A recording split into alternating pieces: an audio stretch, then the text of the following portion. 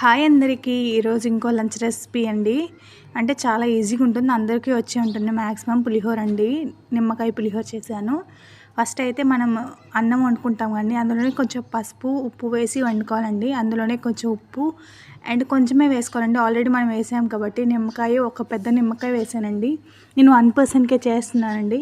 ఇలా పూర్తిగా కలిపేసుకుంటే మనకి ఏంటంటే మనకి సాల్ట్ కానీ ఏదైనా సరిపోతుందన్నమాట. ఇలా మొత్తం కలిపేసాక ఇప్పుడు దీన్ని పక్కన పెట్టేసుకొని ఒక ప్యాన్ పెట్టేసుకొని అందులో కొంచెం ఆయిల్ వేసుకొని అందులోనే పల్లీలు వేసి లైట్గా ఫ్రై చేసుకోవాలండి. లో ఫ్లేమ్లో మనం ఫ్రై చేసుకోవాలి, అవి క్రిస్పీగా ఉంటేనే మనకు టేస్టీగా ఉంటుంది. నెక్స్ట్ పచ్చిశనగపప్పు అండి, ఒక పెద్ద స్పూన్ వేసుకుంటే బాగుంటుందండి. నాకైతే పల్లీలు ఎక్కువ ఉంటేనే చాలా ఇష్టం అండి. నెక్స్ట్ ఇందులోకి మనము ఆవాలు జీలకర్ర ఇవన్నీ ఉంటాయి కదండి, గుండ్లు మినపగుండ్లు అవన్నీ వేసేసి మంచి మిక్స్ చేసుకోవాలి. ఇందులోనే జీడిపప్పు కూడా వేసుకోవచ్చు అండి, నేనైతే వేయట్లేదు ఇందులో.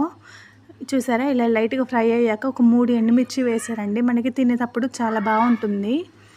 నెక్స్ట్ ఇందులోకి మనము కరివేపాకు ఉంటుంది కదండి, కరివేపాకు కొంచెం వేసుకుంటే మనకి ఏంటంటే ఫ్లేవర్ చాలా బాగుంటుంది.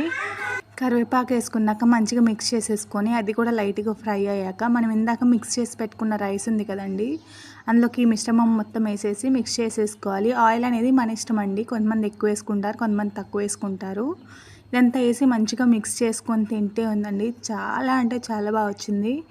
ఒకసారి ట్రై చేయండి. ఎవరికైనా రాని వాళ్ళు ఉంటే ఇదైతే షేర్ చేయండి అండి. వీడియో సబ్స్క్రైబ్ చేసుకోండి, లైక్ చేయండి వీడియోని.